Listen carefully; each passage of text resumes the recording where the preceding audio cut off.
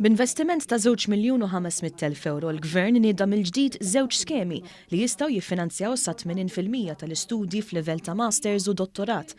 L-iskemi bl-isem Endeavor u Tess ikopru korsijiet kemm fuq bażi part-time u anki full-time.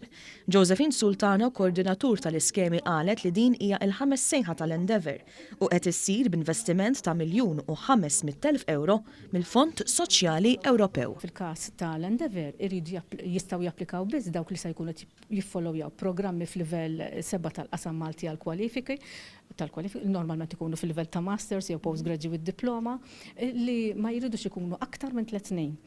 U jistgħu jkunu full-time, part-time, jew distance learning, l-importanti li jkun programm rikonoxxut. Dawk li bdew xi kors aktar kmieni din is-sena jistgħu japplikaw għall-iskema Tess li hija miftuħa għaliex tippermetti li l-istudenti jsegwu wkoll kors f'livell ta' dottorat. Għal din l-iskema ġew allokati €1,000,000 minn fondi lokali.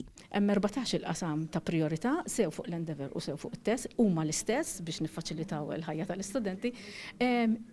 Però taħt it-Tess iktar speċi iktar miftuħa fis-sens li min beda l-programm iktar kmieni din is-sena sew fil-livell ta' masters jew PhD jista' japplika taħt it-Tess basta għad baqalu sena mill-programm.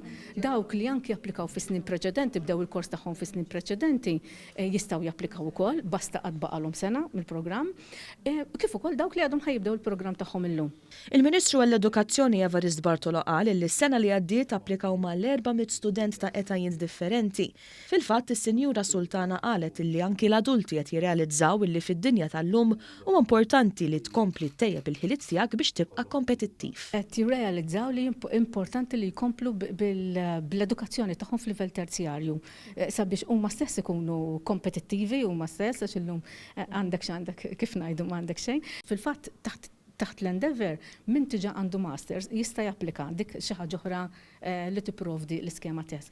Għaliex qed nirrealizzaw li n-nies ibidlu x-xogħlijiet tagħhom u jkun jeħtieġulhom jispeċjalizzaw f'qasam ieħor.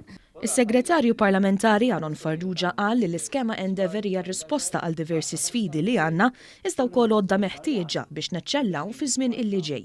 Qal ukoll li pajjiżna se jkollu aktar studenti speċjalizzati u bekk pajjiżna se jkun jista' jikkompeti fuq livell internazzjonali fil-ġirja globali lejn l-innovazzjoni li qed ngħixu preżentament. Is-Segretarju Permanenti Frank Fabri qal li s-suġġetti ivarjaw minn xjenza u teknoloġija għall-inġinerija u l-edukazzjoni fost l-oħrajn. Dawk interessati għandhom ċans japplikaw sad-9 ta' Awwissu illi ġej f'nofsinhar.